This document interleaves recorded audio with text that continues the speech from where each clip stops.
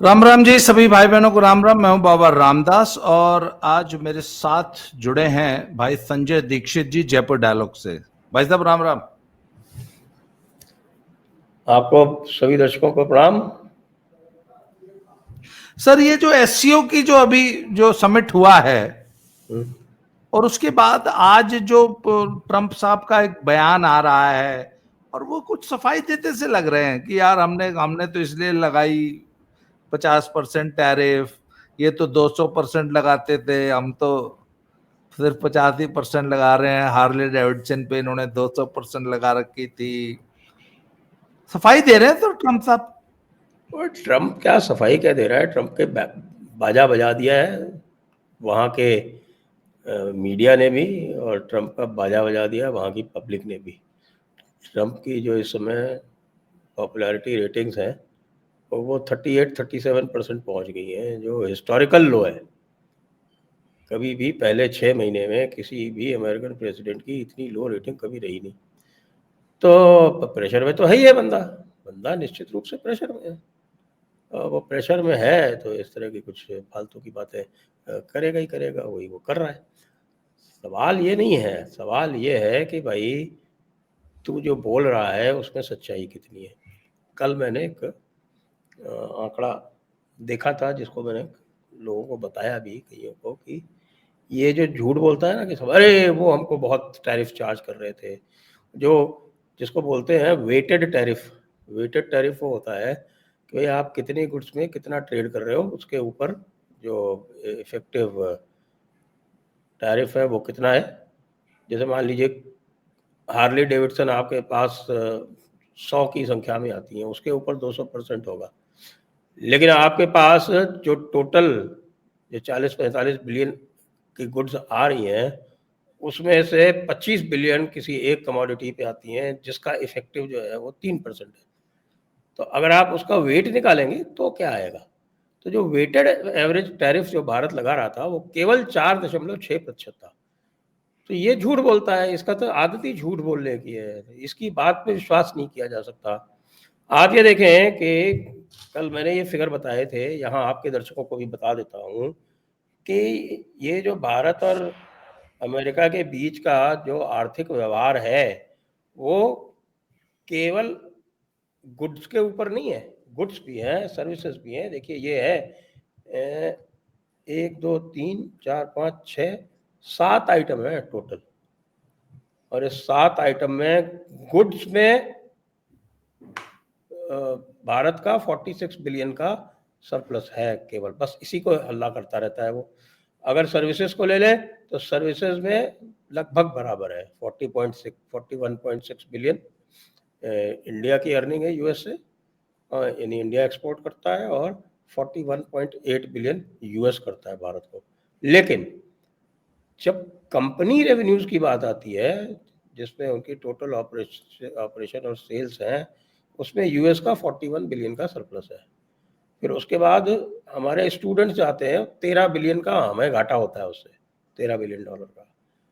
फिर जो इनके पेटेंट्स वगैरह हैं, जो इंटेलेक्चुअल प्रॉपर्टी राइट्स वगैरह हैं, और डिजिटल और इन्वेस्टमेंट में, उसमें ये 20 बिलियन डॉलर कमाते हैं भारत से। और इसी तरह से डिफेंस और एरोस्पेस पे 2 बिलियन डॉलर कमाते हैं। हमें वहाँ से रेमिटेंसेस मिलती हैं 27 बिलियन डॉलर की। टोटल होता है कि भारत उनसे कमाता है 196 बिलियन, और वो भारत से कमाते हैं 199 बिलियन।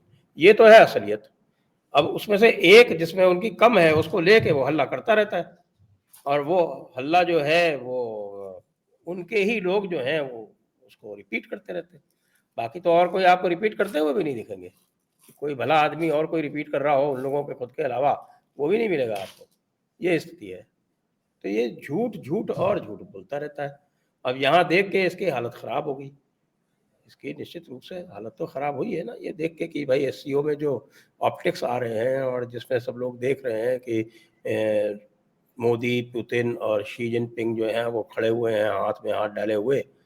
तो उसको देख के जो पूरी इनकी स्ट्रेटजी थी वो चाइना को कंटेन करने की थी पिछले 25 साल से, क्योंकि इनको दिख रहा था कि भाई हमने गलती कर दी है। गलती कर क्या दी है, मजबूरी ही थी। तो चाइना में मैन्युफैक्चरिंग क्यों शिफ्ट की? अगर आपको डॉलर स्ट्रॉन्ग चाहिए, भाई इनकी स्ट्रेटजी क्या है, स्ट्रॉन्ग डॉलर रख के, ये 80s में स्ट्रेटजी बनी थी कि भाई डॉलर को स्ट्रॉन्ग रखो, और डॉलर के स्ट्रॉन्ग रखने से क्या होगा कि भाई आप जो है वो दूसरे स्थानों से जो भी चीज़ें खरीदोगे वो आपको सस्ती पड़ेगी, क्योंकि आपकी करेंसी स्ट्रॉन्ग है। तो आपकी करेंसी चूंकि स्ट्रॉन्ग है, तो आपको जो दिक्कत ये आएगी कि आप एक्सपोर्ट नहीं कर पाओगे, क्योंकि आपका माल महंगा होगा। तो इसका इन्होंने रास्ता निकाला कि भाई ठीक है, हमारा जो मेन है किसी भी प्रोडक्ट का, तो वो प्रोडक्ट में ये देखा जाए तो प्रोडक्ट में 4 मेन उसके एलिमेंट्स होते हैं, उसके अवयव 4 होते हैं। सबसे पहले तो उसका जो है वो इनोवेशन होता है, फिर उसकी डिज़ाइन होती है, और फिर उसकी मैन्युफैक्चरिंग होती है, और उसका ब्रांड मैनेजमेंट होता है। इन 4 में से 3 तो यूएस ने हमेशा अपने पास रखे, खाली मैन्युफैक्चरिंग आउटसोर्स कर दी। मैन्युफैक्चरिंग का किसी भी प्रोडक्ट में, कोई भी प्रोडक्ट जो ये आपको बेचते हैं, मान लीजिए एप्पल का आईफोन ही बिकता है, ठीक है सर, एप्पल का आईफोन ले लीजिए, तो एप्पल का आईफोन मैन्युफैक्चरिंग वैल्यू उसकी टोटल वैल्यू की मुश्किल से 20% आती है। तो मान लीजिए इंडिया से भी आप बेचते हैं, तो आपको टोटल वैल्यू में जो भी यहाँ का जो प्रोडक्ट जा रहा है उसका 20% मिलता है, 80% तो अमेरिका कमा रहा है उसमें से। अब ये बेवकूफ़ जो है, इसको तो इकोनॉमिक्स आती नहीं है, इसको तो खाली मोटे मोटा ये दिखता है, वो हमसे ज़्यादा कमा रहा है, वो हमको चीट कर रहा है। वो तो जेफरे सैक्स बोलता है ना कि भाई मेरी जो है वो मेरा जो बार्बर है जिसके यहाँ मैं बाल कटवाता हूँ, तो उससे मेरी परमानेंट ट्रेड डेफिसिट है। मेरा जो बार्बर है उसके साथ मेरी परमानेंट ट्रेड डेफिसिट है कि मैं तो उससे हर महीने बाल कटवाता हूँ और उसको $30-40 देता हूँ, लेकिन मैं उससे कुछ नहीं खरीदता, तो इसलिए ही इज चीटिंग मी। ये इस तरह का लॉजिक है। तो इसका आप क्या कर सकते हैं? यदि वो मूर्खों से उसने अपने आप को घेर रखा है, मैं नहीं कहूँगा कि वो घिरा हुआ है, उसने अपने आप को घेर रखा है मूर्खों से। वो कोई भी ऐसा व्यक्ति जो उससे ज़्यादा इंटेलिजेंट हो, उसको अपने आस-पास देख नहीं सकता। ये बात सबसे पहले ताड़ ली थी विवेक रामास्वामी ने, और विवेक रामास्वामी चुपचाप ओहायो गवर्नरशिप लड़ने चला गया। उसने कहा कि भाई I am to intelligent for him, ये मेरे को टॉलरेट नहीं कर पाएगा, तो वो भाग गया पहले ही। उसके बाद आपने देखा कि एलन मस्क के साथ क्या हुआ। ऐसे कोई भी, जितने भी इनके जो कैबिनेट मीटिंग होती है जिसको ये टेलीवाइज करते हैं, उसमें आप देखते हैं वो क्या बातचीत होती है, खाली लोग जो है इसकी तारीफ करते रहते हैं, कोई बात नहीं होती। तो इसलिए है कि ये मेगालोमेनियाक टाइप आदमी है, और आप ये सोचें कि इससे कोई रीजनिंग की जा सकती हो या कुछ किया जा सकता हो, कुछ नहीं। इसको खाली आता है डील मेकिंग, कि या प्रेशर करो या प्रेशर झेलो, दूसरे को प्रेशर करके और उससे अपनी बात मनवाओ, या आपके ऊपर अगर प्रेशर पड़े तो उसकी बात मान जाओ। इतना सा इसको आता है। ये रियल एस्टेट टाइकून है, और रियल एस्टेट वालों से यदि आपने डील किया हो तो आपने देखा होगा कि उनकी मेंटालिटी कुछ इसी तरह की होती है। जी। सर ये जो बयान आया कि रशियन ऑयल से ब्राह्मण जो है वो कमा के लाल हो गए, ये इस बयान का क्या तुक क्या था, और ये मतलब इसको आप कैसे? इसको क्या देखेंगे आप, ये कुछ ना कुछ देखने का ही नहीं, मूर्खता का एक परम उदाहरण है। इस तरह के लोग भी होते हैं जिनको आप कह सकते हैं कि वो क्रिस्टीन फेयर ने क्या कहा था, मैंने चलाया था अपने यहाँ उसका। क्रिस्टीन फेयर ने ये कहा था कि ये ट्रम्प जो है ये चूतिया है। वो तो मैंने भी सुना था।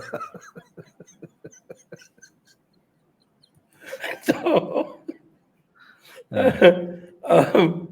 अब ये आपके ऊपर है, उससे सहमत होते हैं कि नहीं होते हैं। मेरे विचार से 90% लोग उससे सहमत हैं। तो ये जो आप कह रहे हैं ना, इसी तरह मैंने कहा ना, वो मूर्खों से अपने आप को घेर रखा है। वो पीटर नवारो भी इसी टाइप का है। वो जेफरे सैक्स बोलता है कि ये हार्वर्ड से आया हुआ है, जो मैं पहले वहाँ पढ़ाया करता था, और अगर मैं वहाँ होता तो मैं इसको पीएचडी अवार्ड नहीं करता। क्योंकि मेरी भी बदनामी हो रही है कि भाई ये कैसी जगह तुम पढ़ाया करते थे, वहां से ऐसे पागल निकलते हैं। अच्छा जी। अच्छा सर, एक चीज मुझे ये बताइए, अभी इंडोनेशिया से जो खबरें आ रही हैं कि वहां पिछले 3 दिन से जो है लगातार दंगे फसाद हो रहे हैं और हूबहू ढाका वाला मॉडल जो है वो रेप्लिकेट किया जा रहा है। अच्छा, वहां के बाद मैं अपने इंडिया में ना कुछ सोशल मीडिया हैंडल्स हैं जिनको लगातार फॉलो करता हूं, जो कि कट्टर कांग्रेसी हैं और सो कॉल्ड कांग्रेसी इंटेलिजेंसिया है। जैसे फेसबुक पे 2-4 हैंडल्स ऐसे हैं, वॉल्स ऐसी हैं, मैं उनको फॉलो करता हूं। तो आज वो लिख रहे हैं कि साहब कि अब तो इंडोनेशिया वाले भी जाग गए, हिंदुस्तानियों तुम कब जागोगे, तुम कब सड़कों पे आओगे। उनका पहला तो मलाल ये है कि हिंदुस्तान में कोई सड़क पे नहीं उतर रहा। अच्छा, लेटेस्ट इन उन्होंने जो वो जो राहुल गांधी ने जो हाइड्रोजन बम फोड़ने का जो वादा किया है ना, तो बीजेपी वाले इसको कैसे लेंगे, पर कांग्रेस ही बड़े खुश हैं सर कि चलो एक और बम फूटेगा। अच्छा, उसमें लेटेस्ट इन्होंने बम ये फोड़ा कि बिहार के किसी गांव में वही नोशनल हाउस नंबर पे 950, पूरे गांव का जो हाउस नंबर 1 है और उसमें 950 वोटर हैं। तो राहुल गांधी ने वहां पे चिल्लाना शुरू किया कि देखो ये पूरा का पूरा गांव ही फर्जी है और यहां पर भी जो है वोट चोरी देखो हो रही है, एसआईआर में ऐसे हो रही है। तो इसको लेके भी जो कांग्रेसी हैंडल्स हैं ऑल ओवर द कंट्री वो बहुत कूद रहे हैं। अच्छा, अभी वो जो कौन है वो जिसको जिसकी उसके और उसकी बीवी दोनों के 2-2 वोटर कार्ड्स निकल आए, खेड़ा है क्या नाम है पवन उसका, पवन पवन खेड़ा, पवन खेड़ा। पवन खेड़ा। तो उसको उसको नोटिस इशू किया है अपने इलेक्शन कमीशन ने। तो ये कांग्रेसी हैंडल्स लिख रहे हैं कि तुमने उन 1 लाख को क्यों नहीं नोटिस इशू किया जो महादेवपुरा में फर्जी वोटर्स हैं। तो सर इनके सारे के सारे झूठ एक्सपोज हो चुके हैं कि ये झूठ बोल रहे हैं और पब्लिक बेवकूफ बना रहे हैं। पर इसके बावजूद इनके जो फॉलोअर्स है ना वो उसी झूठ को लगातार अब भी उसी झूठ को रिपीट किए जा रहे हैं, किए जा रहे हैं, किए जा रहे हैं और लोगों को ये बताने की कोशिश कर रहे हैं कि नहीं नहीं, हमने हमने कोई झूठ नहीं बोला, हम एकदम सच बोल रहे हैं। और जबकि बिहार की जो ग्राउंड की पोजीशन ये है कि ग्राउंड बिहार का एक भी व्यक्ति इस वोट चोरी वाले आरोप या अभियान या इस यात्रा से कोई सरोकार था ही नहीं। वो सब कहते हैं कि नहीं नहीं ये सब फालतू की बात है, कोई वोट चोरी नहीं हो रही। तो देखिए, अब राहुल गांधी का अगला मॉडल अब क्या होगा, टारगेट आपको क्या लगता देखिए वो तो देखिए टारगेट क्या है, वो तो हर 2-3 महीने में एक ही बात ट्राई करता है कि किसी तरह से जो है वो हल्ला गुल्ला करके लोगों को सड़क पर ला सके, और हर बार असफल होता है। क्योंकि लोगों को राहुल गांधी पे कोई विशेष मैं कहूँगा कि विश्वास है नहीं, बल्कि विशेष क्या, लगभग शून्य विश्वास है। वो ले दे के थोड़े बहुत लोग जो कांग्रेस से उपकृत हैं या जो कांग्रेस संगठन में हैं, उनके अतिरिक्त तो आप में बिहार में भी सड़क पर किसको आते देखा? कौन आया था बिहार में? बिहार में कोई जो इनके कार्यकर्ता थे, उनके अलावा कौन था उस भीड़ में? या गांधी मैदान पे जो सभा हुई थी, उसमें कौन था? राजद के बुलाई हुई भीड़ और थोड़ा बहुत आपका पप्पू यादव की भीड़, और पप्पू यादव को उसके बाद भी मंच पे नहीं चढ़ने दिया, किनारे बैठ के रो रहा था। है। तो जनता तो बिल्कुल अलग है, क्योंकि जनता तो हर व्यक्ति वोट देता है ना, उसको पता है कि उसका वोट है या नहीं है। तो सड़क पे तो वो आएगा ना जिसका वोट नहीं होगा। अगर इसको आप लॉजिकली देखें तो सड़क पे कौन आएगा? जिसका वोट कट गया है गलत तरीके से, जिसको वोट देने का अधिकार नहीं मिल रहा है, जो वोट देने के लिए एलिजिबल है उसको वोट रजिस्टर करने से रोका जा रहा है। ऐसा कोई है ही नहीं। जो हैं वो विदेशी हैं, बांग्लादेशी हैं, घुसपैठिए हैं, वो आएंगे नहीं सामने, क्योंकि उनको पता है आएंगे सामने तो पकड़े जाएंगे। तो ये तो बिल्कुल जिसको कहते हैं ना कि कोई शून्य में एक इन्होंने विवाद पैदा करने का प्रयास किया। वो शून्य में विवाद कैसे पैदा होगा? शून्यता तो बड़ी गहन अवस्था है, आप भी जानते हैं। अच्छा सर, पर बिहार की इनकी जो वोट अधिकार रैली थी उसने एक बात तो एस्टैब्लिश करती है अभी तक, आज का जो स्टेटस को है उसमें, कि तेजस्वी ने बिहार में राहुल गांधी को अपना लीडर मान लिया और इस यात्रा में कमान उनके हाथ में थी। बिल्कुल।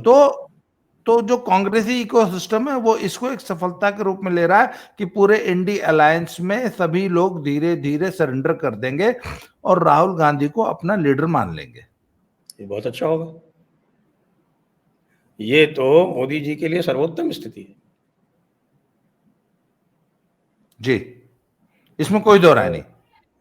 मोदी जी के लिए तो सर्वोत्तम स्थिति है, क्योंकि आप यदि 2024 का चुनाव देखें तो ये सीटें कहाँ से जीते थे? ये सीटें तो दूसरों के कंधे पे चढ़ के जीते थे ना।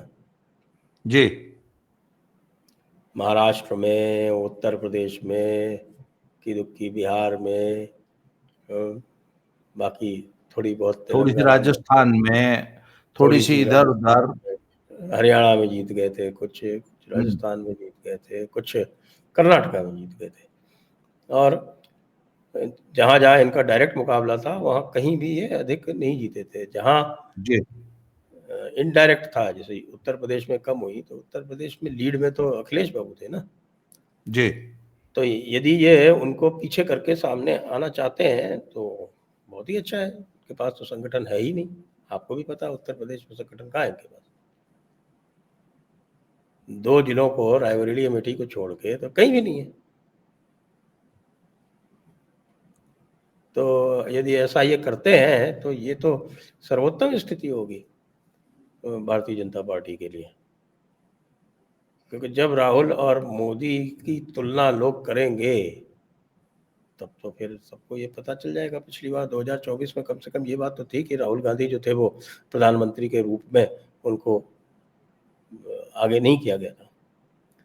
तो लोग जो थे वो थोड़े बहुत जिनका रोष था, जिनकी नाराज़गी थी, वो अपने अपने ढंग से, अपने एमपी से कोई नाराज़ था, कोई किसी से नाराज़ था, कोई किसी से था, वो ये कर रहे थे। लेकिन जो जब वही वाली बात होती है ना कि जब ये हो जाएगा कि आ रहे हैं अखिलेश, तो सब लोग सोचेंगे कि अरे क्या अखिलेश को आने देना, भाई राहुल गांधी बन रहे हैं प्रधानमंत्री, सब लोग सोचेंगे भाई राहुल या मोदी। बिहार में यही स्थिति कर दी ना, वो तेजस्वी की तो पूरी की पूरी कैंपेन खत्म कर दी इन्होंने। और ये स्थिति करके यदि ये पिछली बार 70 सीटें इन्होंने ले ली थी, वो 70 से ज़्यादा ले लेते हैं तो निश्चित है हार। फिर तो तेजस्वी की हार, बल्कि बुरी हार निश्चित है। आप तो अभी घूम के आए हैं पूरा बिहार, आप ही जानते हैं क्या स्थिति है वहाँ की। नहीं सर, मेरा तो जो आकलन है वो तो मैंने ये देखा कि तेजस्वी और कांग्रेस का तो कर चलो नाम लेवा ही नहीं है सर। मैं तो ये कहता हूं कि अगर कांग्रेस को अकेले चुनाव लड़ना पड़ जाएगा ना बिहार में, तो शायद खाता नहीं खुलेगा, 0 सीट्स आएंगी।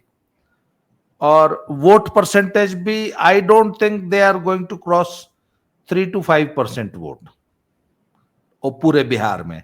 हाँ, परंतु जो इनकी बार्गेनिंग की स्थिति है वो जरूर कुछ बेहतर हुई है इस यात्रा के बाद, और इन्होंने जो है सीटें बढ़ा के मांगनी शुरू कर दी हैं।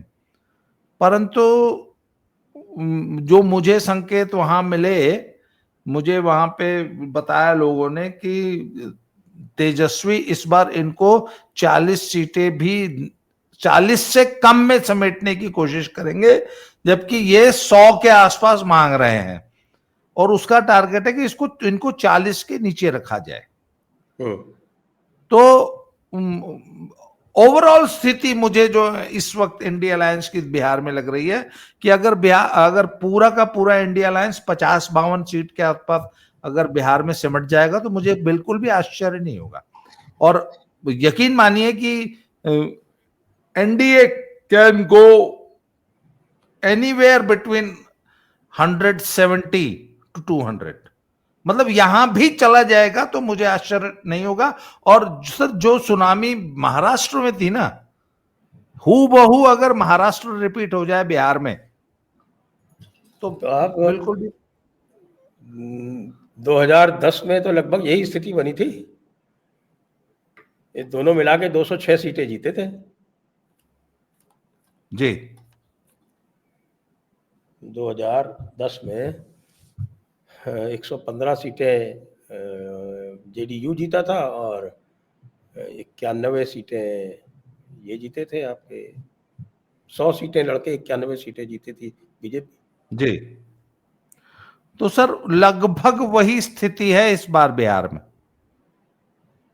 अब अगर कोई जातीय समीकरण बदल जाए या कुछ और हो जाए, अभी अगले 1 महीने में तो खैर क्या कहा जा सकता है, पर आज की जो स्थिति है, आज पूरी तरीके से हताश, निराश। अच्छा, सबसे ज्यादा निराशा का जो भाव है ना, वो है यादवों में। मुसलमान फिर भी तटस्थ हैं, मुसलमान मुझे कूल दिखे, उनमें कोई बहुत ज्यादा वो नहीं था, ठीक है यार होगा चुनाव तो देखा जाएगा।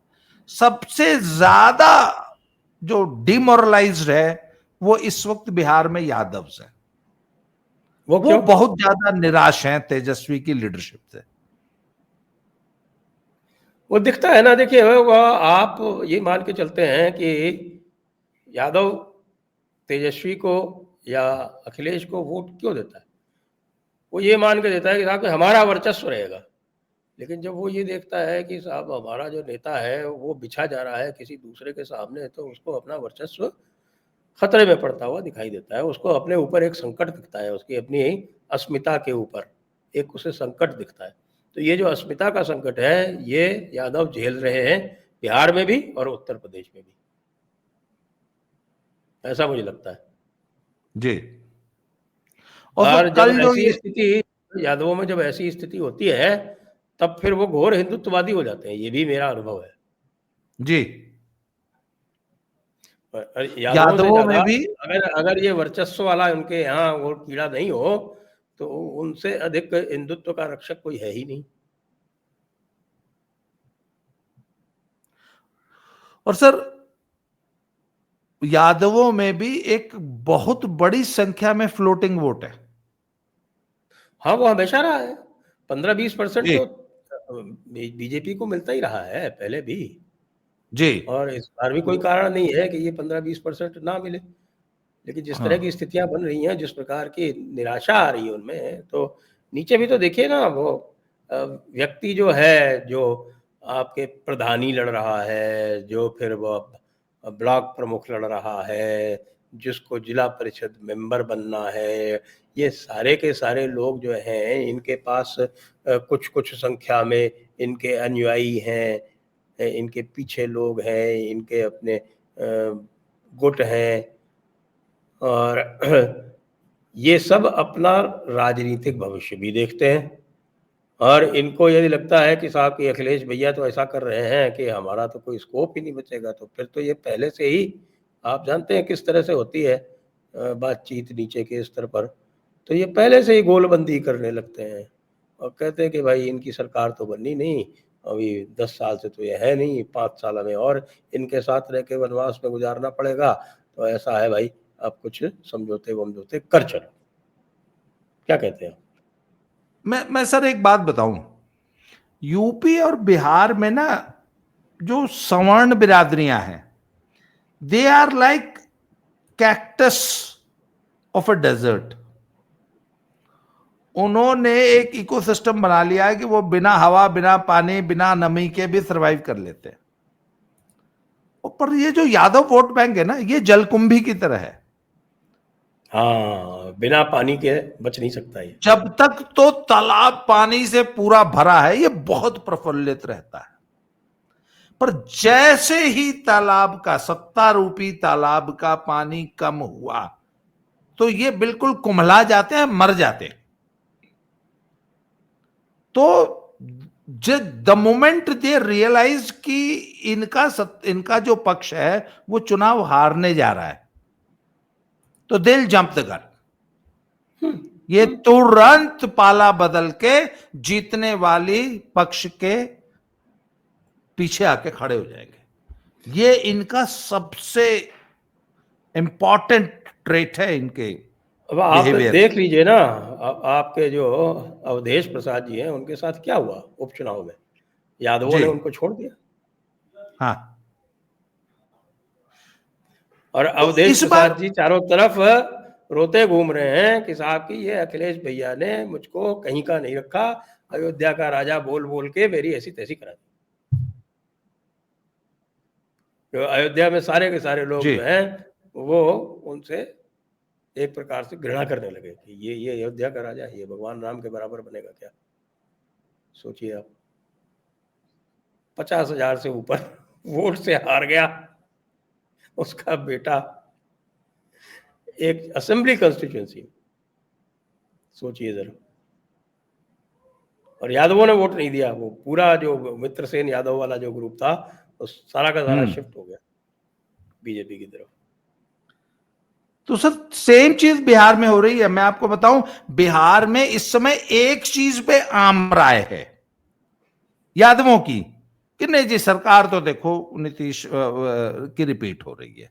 ये वो पहले से मान के बैठे। आप किसी भी आरजेडी समर्थक से हमने बात की, तो मैंने कहा चलिए आपका वोट, कहता जी हमारा वोट तो तेजस्वी को जाएगा। मैंने पर सरकार किसकी बनेगी? बोले जी सरकार तो नीतीश की बनेगी,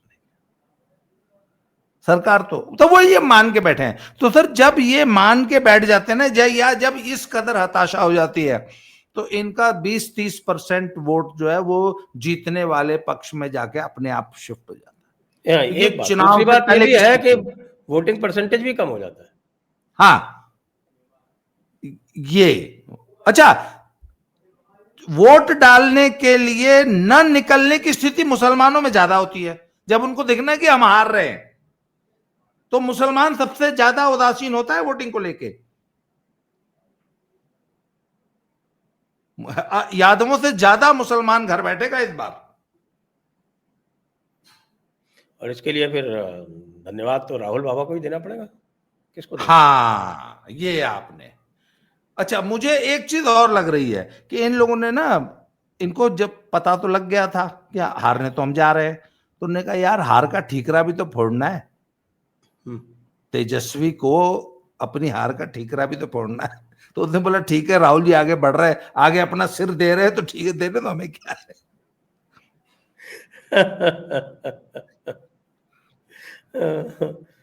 ये तो एक प्रकार से हम कहें कि भाई बैठे बिठाए तोहफा दे दिया इन्होंने, और ऊपर से जो है वो मोदी जी की माता जी को गाली देके और भी काम अच्छा कर दिया इन्होंने।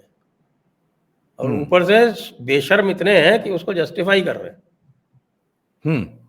किसी ने एक ने भी खेद नहीं प्रकट किया, अलग अलग तरह से जस्टिफाई कर रहे हैं। कभी शुरू किया कि साहब की नहीं वो तो हमारा वर्कर ही नहीं था, बीजेपी का वर्कर था। पता चला कि वो बीजेपी का वर्कर जिसको बता रहे थे वो कोई मध्य प्रदेश का वर्कर था, मुसलमान। उसने इनके खिलाफ शिकायत कर दी कि हमको बदनाम कर रहे हैं, क्रिमिनल कंप्लेंट हो गई उसकी।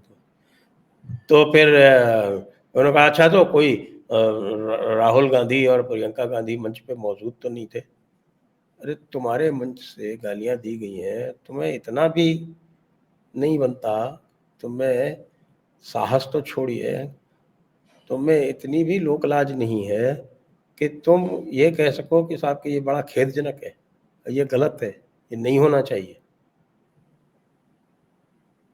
हमारे यहाँ तो कुछ वक्त कह देते हैं तो पता चला कि साहब की वो निष्कासित कर दी जाती है नूपुर शर्मा, आज तक उनको वापस नहीं लिया गया। इन्होंने तो टी राजा सिंह को निष्कासित कर दिया था, बाद में मजबूरी हुई तो उनको वापस लिया, अब वो स्वयं छोड़ के चले गए। नहीं, या कम से कम ये बोल सकते थे ना कि नहीं ये पार्टी लाइन नहीं है, वो उसका इंडिविजुअल बयान है, या वो व्यक्ति हमारा नहीं था, ये तो उसको जस्टिफाई करने लग गए ना। ये तो जस्टिफाई कर रहे हैं। ऊपर से आके बोल रहे हैं कि साहब की वो तो मोदी ने खुद अपनी माता का अपमान किया था। लीजिए, मतलब जिसको कहते हैं ना कि साहब के कोड़े में खाज, वो वाली स्थिति कर ली इन्होंने अपनी। अब ये चाहे जितना जो है एडवांस से एडवांस आदमी हो, वो भी इसको जो है वो सही नहीं ठहरा सकता। और हमारा जो लोक व्यवहार है, उसमें तो आप सोच सकते हैं कि क्या किस तरह की बात होती है। और उत्तर प्रदेश और बिहार में, उत्तर प्रदेश और अच्छा बिहार में पकड़ भी लिया इस चीज को, अब मोदी जी इसको बनाएंगे। अच्छा सर, एक चीज और गौर करने वाली बात है कि लोकसभा चुनाव का रिजल्ट आना और लोकसभा में भाजपा का इस कदर पुअर परफॉर्मेंस, ने कहा 400 सीट की बात कर रहे थे और कहा 240 पे सिमट गए, अपना बहुमत तक नहीं आया। और इस पूरे परिप्रेक्ष्य में जो विपक्ष को जो बढ़त लेनी चाहिए थी और रूलिंग पार्टी को घेरना, रूलिंग पार्टी को जो है डिफेंसिव रखना, हम तो इसका उल्टा देख रहे हैं कि रूलिंग पार्टी और मोदी जी और भाजपा तो 240 सीटों में इनकी परफॉर्मेंस, शायद मुझे लगता है 400 सीट आती तो इतना बम बम नहीं होती सरकार या भाजपा या पूरा इकोसिस्टम जितना अब है 240 सीटों में। तो इस ये बात सही है सिचुएशन को आपकी। होना, वो इसलिए भी है क्योंकि अ, नरेंद्र मोदी को अच्छी तरह से पता है कि यदि सरकार उनकी गिर भी जाती है तो सामने वालों को सरकार बनानी पड़ेगी। वो बनाने की स्थिति में है क्या, और यदि बना लेंगे तो कितने दिन चलेगी, और उसके बाद दोबारा यदि चुनाव होते हैं 6, 8, 10 महीने, साल, 1.5 साल में, तब उनकी क्या स्थिति होगी। तो ये जो बहुत बात कहते हैं ना कि हम 2029 से पहले प्रधानमंत्री बन जाएंगे, 6 महीने में सरकार गिर जाएगी, तो भाई मोदी तो ये कह रहा है आओ गिराओ, तुमको कसम है तुम गिराओ। कैसे गिराओगे। अब पूरी तरह से आपने देख लिया कि नीतीश कुमार जी जो है वो अब पूरी तरह से रम गए। अब वो कहीं हिलते डुलते नहीं। अब उनकी वय भी वहां पहुंच गई है जिसमें मुझे नहीं लगता कि अब उनके पास कोई महत्वाकांक्षा है भारत का प्रधानमंत्री इत्यादि बनने की। और एक बार वो ट्राई करके इस इंडिया अलायंस को देख चुके और उनको पता चल गया कि साहब इन तिलों में कोई तेल है नहीं। वो बड़ा शार्प नेता है इस मामले में कम से कम। अब आपको यदि गिरानी है तो आपको नीतीश कुमार और चंद्रबाबू नायडू दोनों को अलग करना पड़ेगा। तो आप दोनों को प्रधानमंत्री पद का ऑफर दोगे क्या? क्या करोगे? दोनों को ही पता है कि दोनों बाहर निकलेंगे तभी बन सकती है, तो दोनों प्रधानमंत्री बनाओगे, क्या करोगे आप? तो ये ऐसी चीज है, ये ऐसी मृग मरीचिका है कि ये दोनों समझदार हैं। इनको पता है कि ये मृग मरीचिका है, इसमें कुछ मिलना नहीं है। चरण सिंह का और चंद्रशेखर का हाल भी ये देख चुके। बड़े नेता थे और प्रधानमंत्री बनने के बाद क्या हाल हुआ ये सब देख चुके। तो ये समझदार लोग हैं, ये मर्ग मरीचिका में नहीं आने वाले। ये राहुल गांधी जैसे नहीं है। मैं तो आपको ये गारंटी देता हूं कि राहुल गांधी यदि प्रधानमंत्री कभी बन भी जाए, मान लीजिए 2029 के चुनाव में कि साहब कुछ करके उनकी कुछ 150 सीटें आ गई, बाकियों की आ गई, और कुल करा के और कुछ राहुल गांधी को यदि प्रधानमंत्री इन्होंने बना दिया, वो सरकार निश्चित गिरेगी, पक्की बात है। वो नहीं चल सकती। सोनिया गांधी ने तो चला ली जैसे तैसे करके, मनमोहन सिंह को आगे करके। राहुल गांधी को प्रधानमंत्री बना दिया तो वो चल ही नहीं सकती। वो दूसरा ट्रंप है।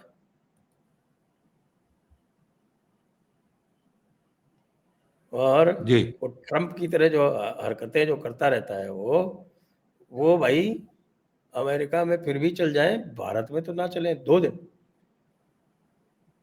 क्या हाल होगा उसका? आप देख रहे हैं ना किस तरह की हरकतें करता है कि बानू मुश्ताक जो है वो मैसूर दशहरा का उद्घाटन करेगी। आप ज़बरदस्ती क्यों आपकी 85% जनता को छेड़ रहे हो? क्या कारण है? किसको राज़ी कर रहे हो? यानी ये लोग जो हैं, ये हर वक़्त जो पहले से राज़ी हैं उनको राज़ी करने में लगे रहते हैं। बजाय दूसरों को अपनी तरफ लाएं, उसका कोई वो नहीं है। जो राजी हैं उन्हीं में आपस में झगड़ा कर रहे हैं कि तू राजी है ना, अच्छा ठीक है, तो ऐसा कर रहा तू राजी रह, लेकिन तू जो है वो तेजस्वी के साथ मत रहे, हमारे साथ रहे।